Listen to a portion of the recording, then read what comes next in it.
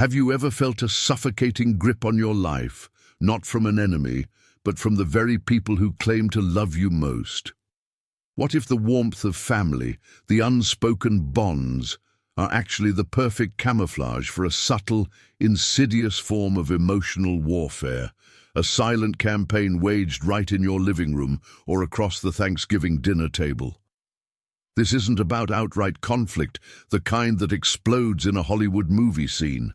No, this is about the quiet erosion of your will, your confidence, and your very identity, orchestrated by those you are biologically programmed to trust, those whose voices you carry in your mind like a constant, unbidden soundtrack. We're talking about family emotional manipulation, a silent epidemic that turns love into a weapon and loyalty into a chain, binding you tighter than any physical restraint. Most people walk through life accepting this as just how family is, a given, like the changing seasons or the taxman. They rationalize the constant guilt trips, the subtle digs, the thinly veiled criticisms disguised as concern. They might even blame themselves for the discomfort, wondering why they can't just get along or be grateful. Then they believe that enduring this emotional blackmail is a sign of love, a testament to their commitment to family values, a badge of honor in the American tradition of putting family first. They might tell themselves, well, Aunt Clara just means well, or Mother Eleanor is only worried about me.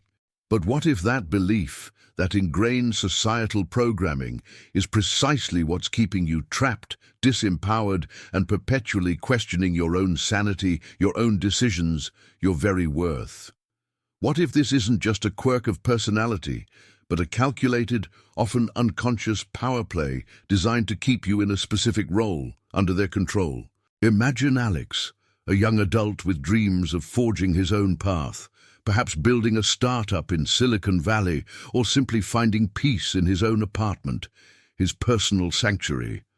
Yet every ambition, every independent thought, feels like it's being systematically undermined, not by external forces, but by the very fabric of his family. He might hear the passive-aggressive comments from a figure like Aunt Clara, delivered with a saccharine smile. "Oh, Alex, still pursuing that hobby of yours? It's just that real jobs offer so much more stability, don't they? Your mother worries, you know." Or perhaps he experiences the subtle emotional blackmail from Mother Eleanor, who, driven by her own anxieties or a desire for family harmony, might say, "I just wish you'd come home more often, Alex. It makes me so sad when the family isn't together. Don't you care about your poor mother?" Even Cousin Ben, often an unwitting pawn, might be used as a flying monkey, relaying messages or subtly pressuring Alex, completely unaware he's part of a larger manipulative strategy.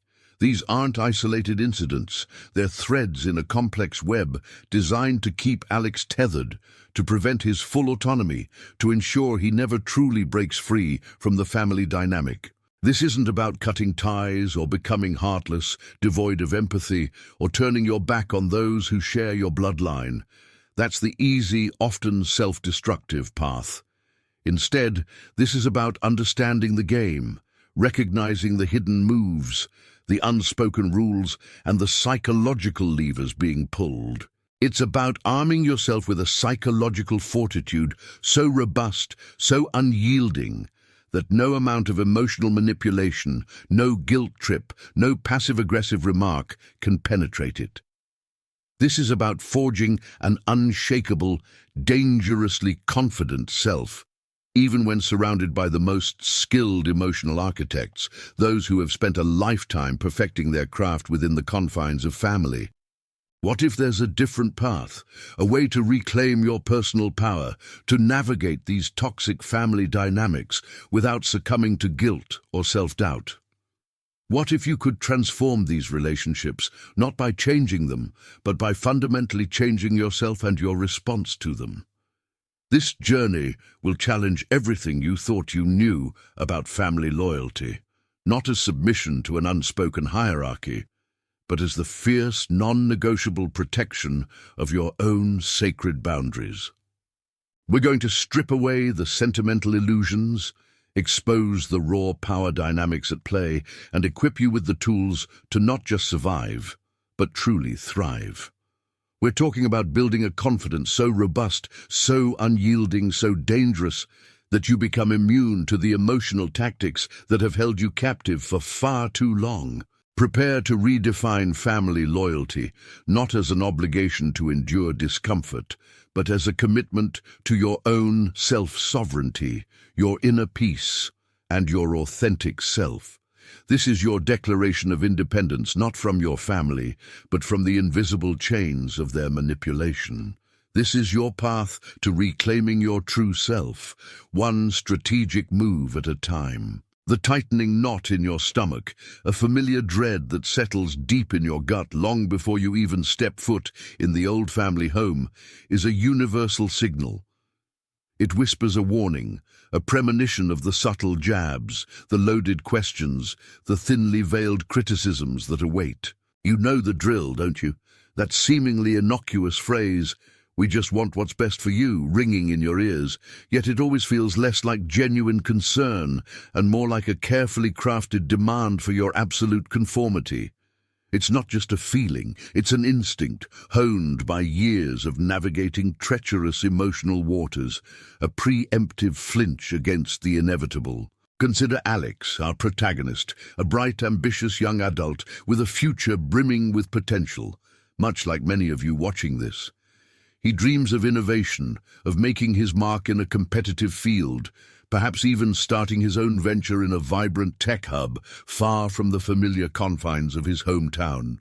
Yet every single career choice, every new relationship, every personal aspiration he dares to voice is met with a barrage of concerned questions from Aunt Clara, a master manipulator cloaked in the guise of a doting relative. "Are you sure that's stable, Alex? You know how much your mother worries about you being out there all alone, so far from home, chasing some pipe dream." Her voice, always a little too sweet, a little too laced with implied fragility, paints a picture of Alex as reckless, irresponsible, and worst of all, a source of endless anxiety for his own mother, subtly twisting his ambition into a burden. Then there's Mother Eleanor, whose participation in these dynamics is often less direct, more a symphony of sighs and subtle disappointments. When Alex, for instance, declines a family dinner at the old family home to focus on a crucial project at his apartment, the response isn't anger, but a theatrical melancholy. "Oh, well, we'll just be here missing you. It's fine, really. Just a quiet night for us, I suppose. It's a shame. Aunt Clara made your favorite casserole." The unspoken message hangs heavy in the air, thick with guilt. You are choosing your selfish ambitions over your family, over the very people who love you most, who make your favorite dishes. This isn't an innocent remark. It's a precisely calibrated emotional trigger designed to plant insidious seeds of doubt, guilt, and obligation deep within Alex's mind. It's a masterful performance, perfected over years, designed to pull at his emotional strings, gently but firmly, tugging him back into a role they've defined for him, away from the independent, self-actualized life he envisions for himself. These are not isolated incidents. They are calculated, consistent patterns, a relentless drip, drip, drip of undermining comments. Aunt Clara might deploy Cousin Ben, her unwitting flying monkey, to relay thinly veiled messages. "Ben mentioned you're thinking of moving to California, Alex. Aunt Clara was just saying how she hopes you won't forget your roots, or how hard your parents worked to keep you close." Ben, genuinely oblivious to the manipulative undercurrent, simply passes along the information, unknowingly adding another layer of pressure, a subtle reminder of perceived duties. This constant low-level emotional warfare is relentless, 1,000 tiny cuts designed to bleed Alex of his confidence and autonomy, making him feel like a perpetual disappointment. The truly hidden problem, the insidious core of this dynamic, is that these tactics are almost always cloaked in the language of love, care, or tradition. We only want what's best for you. It's for your own good. Family sticks together, that's just how we do things. Think of what the neighbors will say if you just abandon us. These aren't just empty platitudes. They are the very armor that makes these manipulations so incredibly difficult to identify, let alone confront, without feeling like the most ungrateful, selfish, bad guy in the room. When Alex tries to assert a boundary, to explain his choices, he's met with incredulity, feigned hurt, or outright accusations. "You're being selfish, Alex. After everything we've done for you, sacrificed for you," Mother Eleanor might lament, her voice barely a whisper, yet resonating with the full weight of perceived betrayal, a classic American guilt trip. "Ungrateful," Aunt Clara might add with a knowing glance, implying Alex is denying the very fabric of his upbringing, challenging the core values of family loyalty. Disloyal, for simply asserting his own needs and boundaries in a way that doesn't align with their pre-approved script. This isn't just family drama, a term often used to dismiss and normalize deeply damaging behavior, relegating it to trivial squabbles. This is a systematic, often unconscious erosion of your self-worth and autonomy, where your most natural emotional responses, your desire for independence, your ambition, your need for personal space, are weaponized against you. You find yourself constantly justifying, defending, or apologizing for your choices, even when they are perfectly valid, rational, and beneficial for your own well-being. Alex spends countless hours in his quiet coffee shop sanctuary, replaying conversations, mentally rehearsing defenses that he knows will never truly land, meticulously analyzing every word. He feels the weight of an invisible jury, always judging, always finding him wanting, forever on trial for the crime of self-determination. This constant emotional labor, this perpetual need to explain and defend his very existence, drains Alex's energy, stifles his ambition, and leaves him feeling perpetually inadequate. He starts to second-guess himself, wondering if perhaps Aunt Clara and Mother Eleanor truly do know what's best, if his aspirations are indeed foolish or selfish, if he's simply too naive to see the dangers they perceive. The insidious nature of this manipulation lies precisely in its ability to make you question your own perceptions, to doubt your own judgment, and to feel an overwhelming, crushing sense of guilt for simply existing as an independent individual with a distinct mind and will. It's a psychological war waged not on a physical battlefield, but on the most intimate and vulnerable terrain, the battlefield of your own mind. And the most terrifying part? Most people caught in this web don't even realize they're fighting it, let alone that they're losing. They simply feel a vague, persistent unhappiness, a sense of being perpetually tethered, unable to break free, like a bird with clipped wings yearning for the open sky. That lingering unease, that invisible chain, has vexed humanity for millennia, prompting the wisest minds to dissect the very fabric of our interactions, stripping away the romantic notions to reveal the raw mechanics of influence and control. For centuries, philosophers and strategists have understood these dynamics, recognizing that power is not merely a political concept, but an inherent force in every relationship, even the most intimate bonds we hold dear.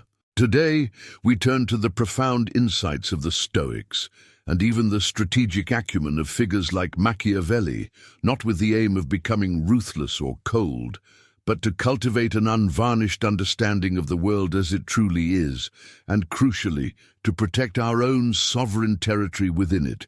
Consider the wisdom of Seneca, the Roman Stoic, who sagely observed, "We are more often frightened than hurt, and we suffer more from imagination than from reality."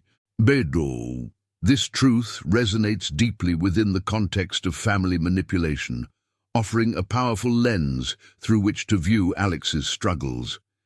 For Alex, the fear of disappointing Aunt Clara, the imagination of Mother Eleanor's subtle judgment, or the anticipated whisper campaign initiated by Cousin Ben after a family dinner at the old family home, often inflicted far more suffering than the actual consequences of setting a firm boundary.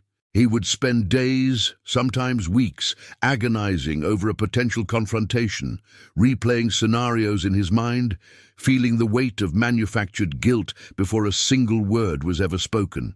This anticipatory dread, this self-imposed torment, was the true prison, not the family's direct actions themselves. The inconvenient truth, a bitter pill for many to swallow, is that love, while undeniably powerful and essential, does not automatically confer ethical behavior or preclude manipulation.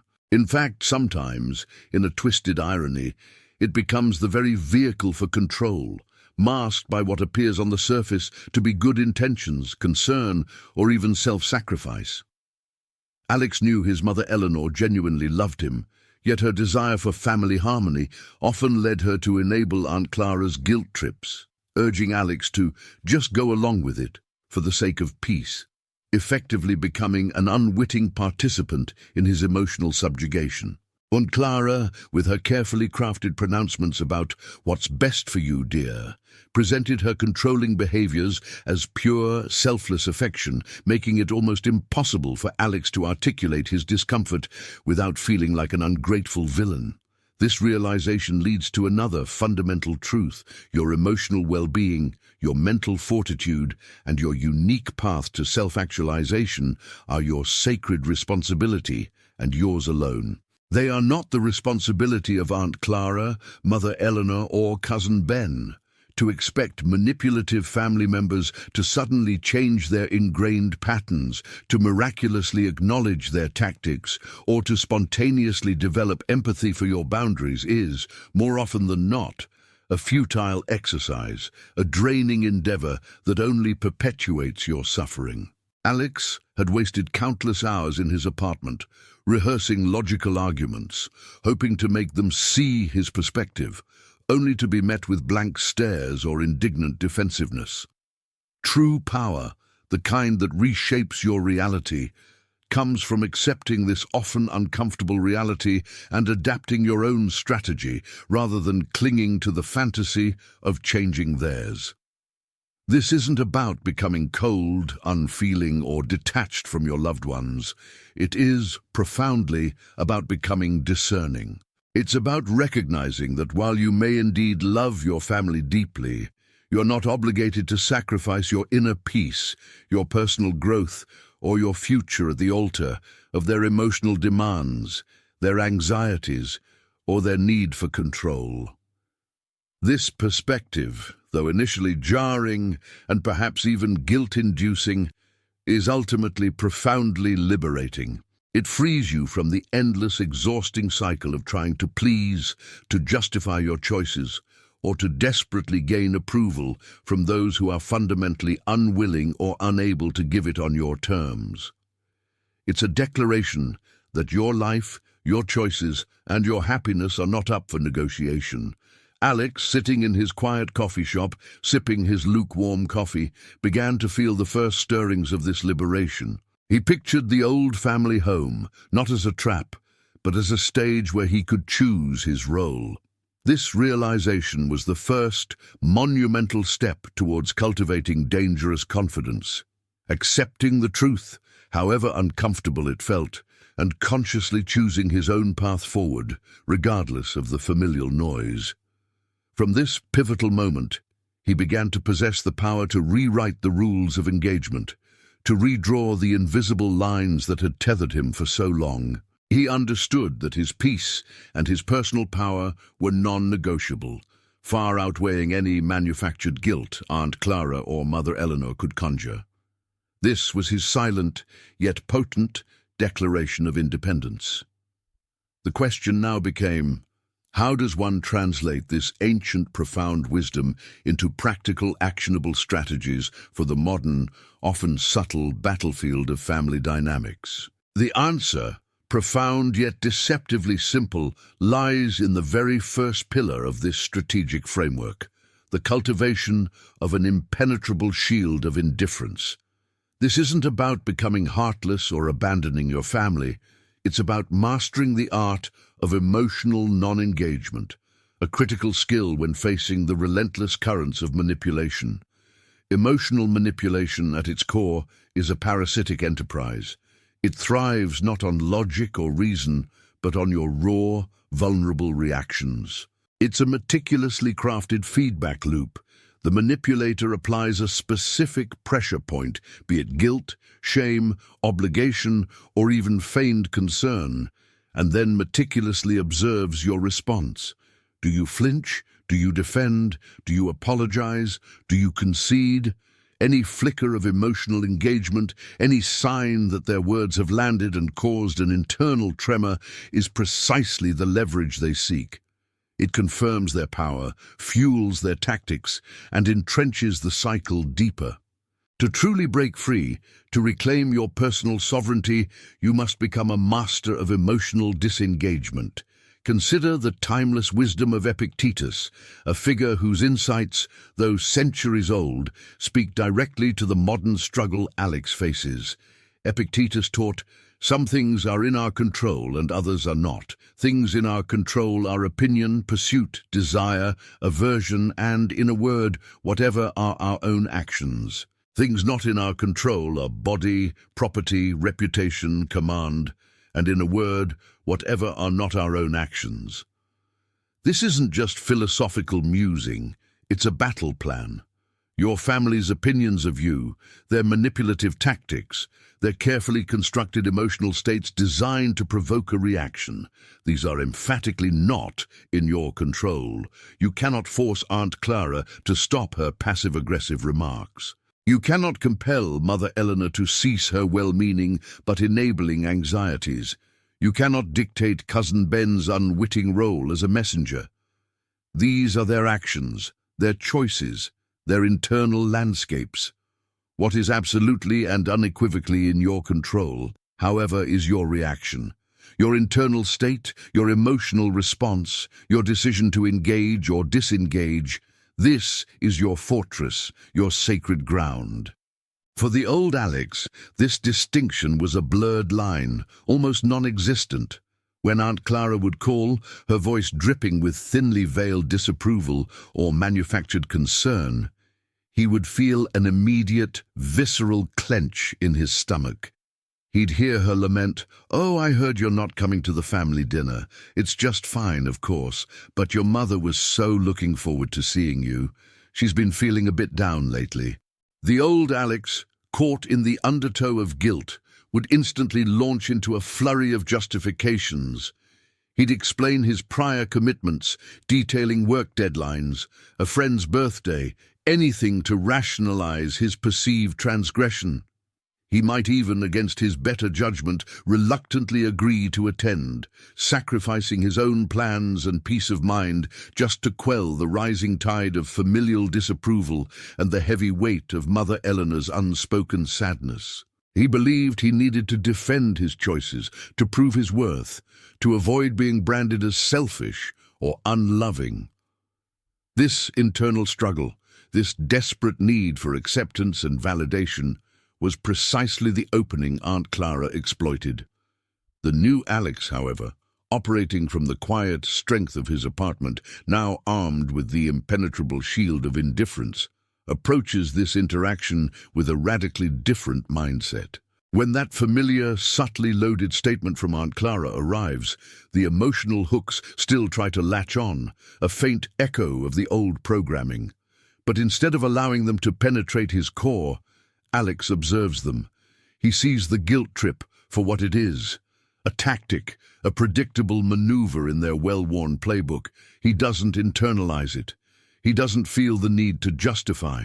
His response, delivered calmly and devoid of emotional charge, is a masterclass in disengagement. "Yes, Aunt Clara, I won't be able to make it. I have prior commitments." Notice the stark difference. There is no apology, no elaborate explanation, no engaging with the implied guilt about Mother Eleanor's feelings. His tone is neutral, factual, and almost clinical. He acknowledges her statement. He's not pretending she didn't speak, but he utterly refuses to internalize its manipulative intent or to participate in the emotional game she's initiating. This isn't about being rude or disrespectful. It's about strategic self-preservation. Most people, when faced with such passive-aggressive maneuvers, feel an overwhelming compulsion to argue, to defend their choices, to try and logic their way out of the guilt. They believe that if they just explain enough, if they just articulate their position clearly, the manipulator will understand and back down. This is a fundamental misunderstanding of the manipulator's objective. The manipulator isn't seeking understanding. They are seeking control through your emotional reaction. Your logical explanations are just more fuel for their fire, more opportunities for them to find another angle of attack. By denying them that emotional reaction, by offering only a simple, unadorned statement of fact, or even a polite change of subject if the pressure persists, you disarm their primary weapon. You are effectively saying, "I see your move, but I refuse to play this game." The initial reactions from the family can be telling. Aunt Clara, accustomed to Alex's previous patterns of capitulation or defensive explanations, might pause, momentarily thrown off balance by his newfound neutrality. She might even attempt to escalate, perhaps reiterating the point about Mother Eleanor with more emphasis, or subtly implying that his absence will be dearly missed in a way that suggests profound disappointment. Mother Eleanor herself, driven by her own anxieties and a desire for family harmony, might inadvertently reinforce Aunt Clara's tactics. She might call Alex later, her voice tinged with a familiar blend of worry and subtle reproach, saying, "Your Aunt Clara mentioned you wouldn't be at dinner. I know you're busy, dear, but it would mean so much to me." Here, the shield of indifference must extend to Mother Eleanor too, not out of malice, but out of a clear understanding that even well-intentioned emotional appeals can be manipulative if they pressure you into actions against your will. Alex learns to respond with the same calm resolve. "I appreciate your concern, Mum, but I've made other plans." No guilt, no lengthy justifications, just a firm boundary. Even Cousin Ben, the unwitting flying monkey, might become a vector for this new dynamic. Aunt Clara might dispatch Ben to subtly probe Alex, perhaps asking, "Hey, Alex, everything okay? Aunt Clara said you seemed a little distant when she called about dinner." Alex felt a quiet satisfaction, a small victory in the ongoing campaign for his own emotional sovereignty. His deliberate distance when Aunt Clara had called about dinner, a subtle application of the impenetrable shield, had left her with no opening, no emotional leverage to exploit. He knew the quiet, almost imperceptible shift in his demeanor had registered, even if she couldn't quite articulate it. This was precisely the foundation upon which he would build the next layer of his defense, moving beyond mere protection to active, strategic disengagement. The question of what happens when manipulators attempt to recruit others into their emotional campaign against you was a critical one, and one Alex had already begun to observe in the subtle shifts of his family's group chats. Aunt Clara, ever the orchestrator, had a knack for subtly involving Mother Eleanor or Cousin Ben, turning them into unwitting conduits for her agenda. When Cousin Ben, usually a harmless, well-meaning soul, texted Alex with a seemingly innocent, "Hey man, Aunt Clara was asking if you're still working on that app thing. She sounded a little worried about your future. You know how she gets." Alex immediately recognized the pattern. This wasn't Ben's genuine concern. It was Aunt Clara's message, filtered through a flying monkey. Instead of launching into an explanation of his startup's progress, the venture capital interest, or the market potential, Alex paused. He didn't want to alienate Ben, who was fundamentally a good guy, but he also couldn't feed the beast. He employed the strategic silence, not in person, but in the delay of his response. He waited a few hours, letting the urgency dissipate, then sent back a simple, "App thing is good, busy week." No details, no emotional preamble, no opening for follow-up questions about worry. It was a verbal dead end, a polite but firm wall. Ben, likely sensing the lack of engagement, simply replied with a thumbs-up emoji. The message had been delivered, the non-response registered, and the information flow to Aunt Clara was cut off at the source. This wasn't about being rude, it was about protecting his own peace and preventing his life from becoming a public forum for family judgment. The real test, however, always came at the old family home. Thanksgiving was approaching, a traditional gathering that for Alex usually felt more like an emotional gauntlet than a celebration. He arrived armed with his new principles, a quiet determination radiating from him that, while subtle, was palpable to those who knew him best. As soon as he walked through the door, Mother Eleanor rushed forward, her eyes scanning him with an almost frantic intensity. "Alex, darling, you look a little thin. Are you eating properly? Aunt Clara was just saying how you sometimes forget to take care of yourself when you're so focused on your work." The old Alex would have immediately launched into a defense, listing the healthy meals he'd cooked, the gym sessions he hadn't missed, trying to reassure his mother and, by extension, appease Aunt Clara. The new Alex simply offered a warm, genuine smile. "I'm doing great, Mom. Never felt better." He didn't elaborate. He didn't justify. He didn't engage the underlying premise of concern trolling. He then smoothly pivoted, putting his arm around her. "That pumpkin pie smells incredible. Did you use Grandma's recipe this year?" The shift was seamless, undeniable. Mother Eleanor, momentarily thrown by the lack of defensive reaction, found herself smiling and immediately launched into a detailed explanation of her baking process. The emotional bait had been ignored, and the conversation steered to neutral, positive territory. Later, during the chaotic pre-dinner mingling, Aunt Clara cornered him by the fireplace, a glass of Chardonnay in hand, her expression a practiced blend of concern and subtle disapproval. "Alex, it's wonderful to see you. We were just discussing the housing market. Such a difficult time for young people, isn't it? I heard your landlord is raising rents again. Are you sure you're making enough with your freelance work to cover everything comfortably? Your mother worries, you know." The old Alex would have felt a surge of anxiety, compelled to defend his financial stability, perhaps even revealing details of his savings or his career trajectory. He would have felt the familiar knot of guilt tightening in his stomach. But now he saw the strings, the puppet master's hand. He met her gaze, a calm, almost serene expression on his face. He allowed a brief, pregnant pause to hang in the air, just long enough to signal that he had heard her, but not long enough to invite further probing. Then, with a slight nod, he offered, "I'm managing just fine, Aunt Clara. Thank you for your concern." His voice was even, devoid of any emotional charge, almost like a recorded message.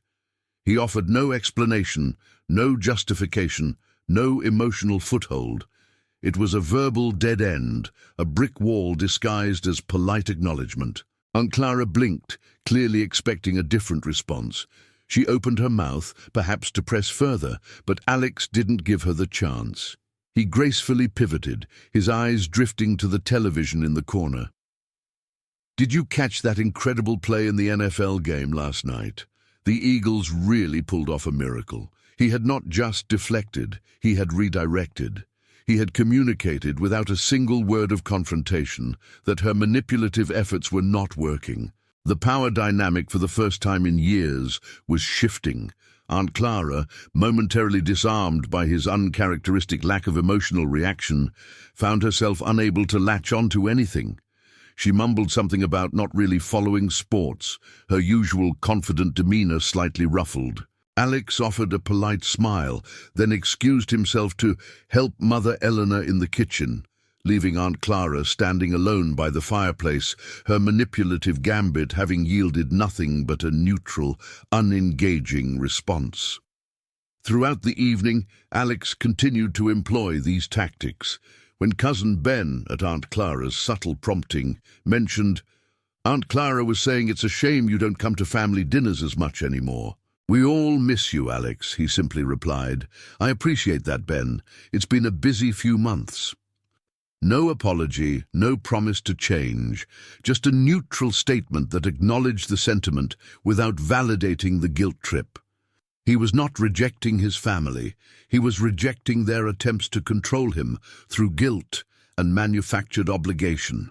He was choosing his engagements, mastering his own emotional landscape, refusing to be pulled into their intricate dance of manipulation. The most profound shift wasn't just in his interactions, but in his internal state. The constant anxiety that used to plague him before family gatherings had lessened.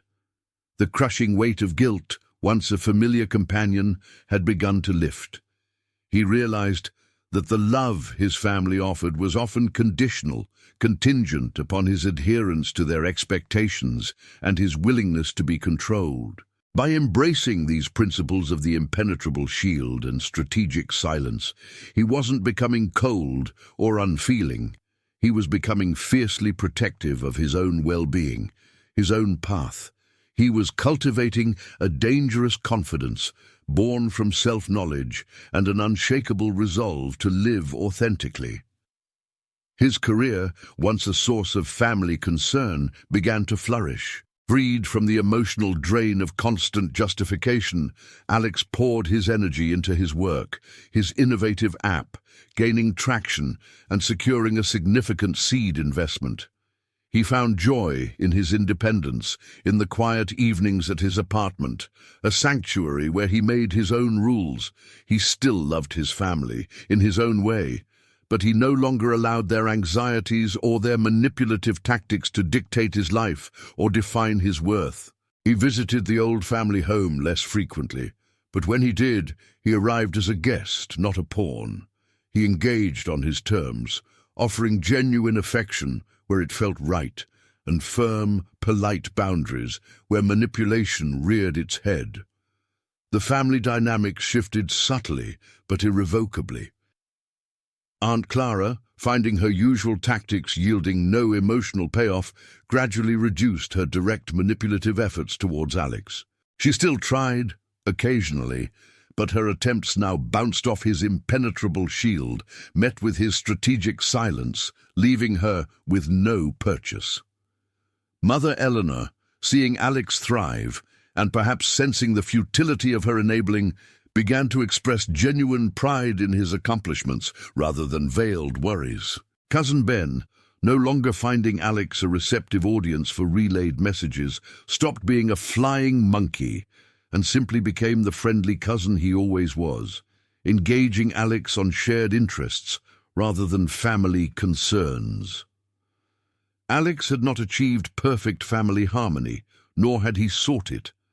Instead, he had achieved something far more valuable: personal freedom. He had learned to navigate the emotional battlefield of his family not by fighting, but by refusing to engage on their terms. He had reclaimed his power, cultivated a confidence that was unshakable because it was rooted in his own self-worth, not in external validation. This was the essence of nihilistic power. Understanding that external judgments and expectations hold no inherent meaning unless you grant them that power. By refusing to grant it, Alex became the master of his own destiny, forging a life defined by his choices, not by the manipulative strings of others. This journey, from a pawn to a master of his own emotional landscape, is not just Alex's story. It is a blueprint for anyone trapped in similar cycles. It is a testament to the power of self-awareness, strategic thinking, and the courage to redefine your relationships on your own terms. Your life, your confidence, your peace of mind are too valuable to be held hostage by the emotional manipulations of others. Remember, the greatest victory often requires no battle at all, only the quiet, dangerous confidence to refuse to fight. If Alex's journey resonates with you, if you're ready to reclaim your power and build your own impenetrable shield, then make sure to hit that like button. Subscribe for more insights into strategic psychology and share your own experiences in the comments below. What manipulative tactics have you faced and how did you overcome them? Your story might be the catalyst for someone else's liberation.